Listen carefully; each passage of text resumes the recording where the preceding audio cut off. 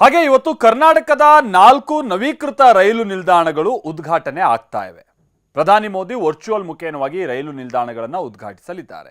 ಯಾವ್ದು railway station?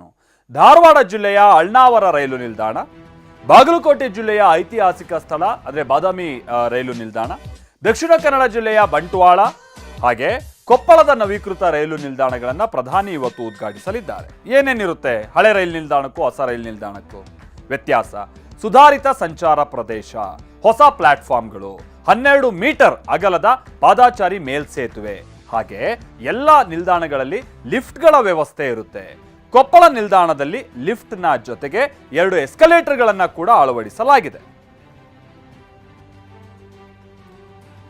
Dharwad railway ನಿಲ್ದಾಣವನ್ನ ನೀವಲ್ಲಿ ನೋಡ್ತಾ ಇದ್ದೀರಾ, ಅಂದ್ರೆ ಅಳ್ನಾವರ ರೈಲು ನಿಲ್ದಾಣ. ಸೊ ಅಲ್ಲಿಂದ ನಮ್ಮ ಪ್ರತಿನಿಧಿ ಒಂದು ವರದಿ ಕೊಟ್ಟಿದ್ದಾರೆ, ಬನ್ನಿ ನೋಡ್ಕೊಂಬ.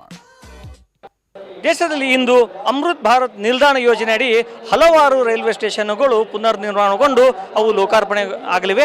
ಅದನ್ನು ನರೇಂದ್ರ ಮೋದಿ ಅವರು ನೆರವೇರಿಸಲಿದ್ದಾರೆ. ನಾವೀಗ ನಿಂತಿರೋದು ಅಂತಹ ಒಂದು ಸ್ಟೇಷನ್ ಅಂದರೆ ಧಾರವಾಡದ ಅಳ್ನಾವರ ಪಟ್ಟಣದಲ್ಲಿರುವಂತಹ ರೈಲ್ವೆ ಸ್ಟೇಷನ್. ಯಾವ ರೀತಿ ಇದು ಅಭಿವೃದ್ಧಿಗೊಂಡಿದೆ ಮತ್ತು ಪುನರ್ ನಿರ್ಮಾಣವಾಗಿದೆ ಅನ್ನೋದನ್ನು ನಾವು ತೋರಿಸಿ. ಇದು ಬ್ರಿಟಿಷರ ಕಾಲದ ನಿಲ್ದಾಣ ಆಗಿದೆ.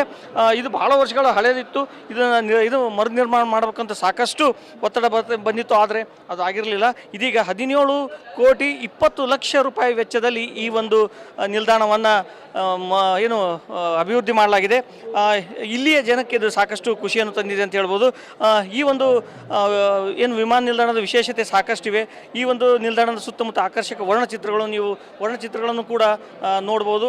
ಹಸಿರು ಗಿಡಗಳ ಲ್ಯಾಂಡ್ಸ್ಕೇಪಿಂಗ್ ಇದೆ ಮತ್ತು ಪರಿಸರ ಸ್ನೇಹಿ LED ಬಲ್ಬ್ಗಳ ಇಲ್ಲಿ ಅಳವಡಿಕೆಯಾಗಿದೆ. ಇಂಥ ಅನೇಕ ವಿಶೇಷತೆಗಳು ಈ ಒಂದು ರೈಲ್ವೆ ಸ್ಟೇಷನ್ನಲ್ಲಿ ಆಗಿದೆ. ಸಾರ್ವಜನಿಕರಿಗೆ ಟಿಕೆಟ್ ಪಡೆಯಲು ಅನುಕೂಲ ಆಗಲಿಕ್ಕೆ ಒಟ್ಟು 200 ಚದರ ಮೀಟರ್ ವಿಸ್ತೀರ್ಣದ ಡಿಜಿಟಲ್ ಟಿಕೆಟ್ ಕೌಂಟರನ್ನು ಕೂಡ ನಿರ್ಮಾಣ ಮಾಡಲಾಗಿದೆ. ವಿಶಾಲವಾದ ನಿರೀಕ್ಷಣಾ ಹಾಲ್ ಮತ್ತು ಲಾಂಜನ್ನು ಕೂಡ ನಿರ್ಮಾಣ ಮಾಡಲಾಗಿದೆ. ಅಂದರೆ ವಿಶೇಷವಾಗಿ ಹವಾನಿಯಂತ್ರಿತ AC ರೂಮನ್ನು ಕೂಡ ಮಾಡಲಾಗಿದೆ, ವೇಟಿಂಗ್ ರೂಮ್ ಅಂತ ಹೇಳ್ಬಿಟ್ಟು. ಅದಾದ ನಂತರ ಇವರಿಗೆ ಮಹಿಳೆಯರಿಗೋಸ್ಕರ ಅಂದರೆ ಮಕ್ಕಳಿರುವಂಥ ಮಹಿಳೆಯರಿಗೆ ವಿಶೇಷ ಕೊಠಡಿ ಮಾಡಲಾಗಿದೆ. ಇಲ್ಲಿ ಸ್ಥಳೀಯರಿದ್ದಾರೆ, ಮಾತಾಡ್ಸೋಣ. ನೀವು ಬಹಳ ದಿವಸದಿಂದ ಇದೊಂದು ಬೇಡಿಕೆಯನ್ನು ಇಡ್ತಾನೆ ಇದ್ರಿ, ಇವತ್ತು ಆ ಬೇಡಿಕೆ ಈಡೇರಿದೆ. ಏನು ಅನಿಸ್ತಾ ಇದೆ ನಿಮ್ಮ ಊರಿನ? ಇದು ಒಂದು ಐತಿಹಾಸಿಕ ಕ್ಷಣ ಅಂತ ನಾನು ಭಾವಿಸಿದ್ದೇನೆ. ಅಳ್ನಾವರ ರೈಲು ನಿಲ್ದಾಣ ಹಿಂದಿನ 100 ವರ್ಷಗಳ ಇತಿಹಾಸದಲ್ಲಿ ಬ್ರಿಟಿಷರ ಕಾಲದಿಂದ ಇರತಕ್ಕಂಥ ಈ ರೈಲು ನಿಲ್ದಾಣ ಇವತ್ತು ಹೆಮ್ಮರವಾಗಿ ಬೆಳೆದು ಇವತ್ತು ಅಳ್ನಾವರ ರೈಲು ನಿಲ್ದಾಣವನ್ನು ಅಮೃತ ಭಾರತ ರೈಲು ನಿಲ್ದಾಣದ ಒಂದು ಯೋಜನೆಯಡಿಯಲ್ಲಿ ಅದನ್ನು ಉನ್ನತೀಕರಿಸಿ ಸಾರ್ವಜನಿಕ ಸಮರ್ಪಣೆ ಮಾಡ್ತಾ ಇದ್ದಾರೆ. ಅದಕ್ಕೆ ನಾನು ಅಳ್ನಾವರದ ಜನತೆ ಪರವಾಗಿ ತುಂಬ ಹೃದಯದ ಅಭಿನಂದನೆಯನ್ನು ಮಾನ್ಯ ಕೇಂದ್ರ ಸರ್ಕಾರದ ನರೇಂದ್ರ ಮೋದಿಜಿ ಅವರಿಗೆ ಹೇಳ್ತೇನೆ. ಇದು ಇಲ್ಲಿಯ ಸ್ಥಳೀಯರು ಸಾಕಷ್ಟು ಖುಷಿಯಿಂದ ಹೇಳ್ತಾ ಇರುವಂತಹ ಒಂದು ವಿಚಾರ. ಅಳ್ನಾವರದಿಂದ ಕ್ಯಾಮರಾ ಪರ್ಸನ್ ಅಕ್ಷಯ್ ಜೊತೆ ನರಸಿಂಹಮೂರ್ತಿ ಪ್ಯಾಟಿ, TV9 ಧಾರವಾಡ.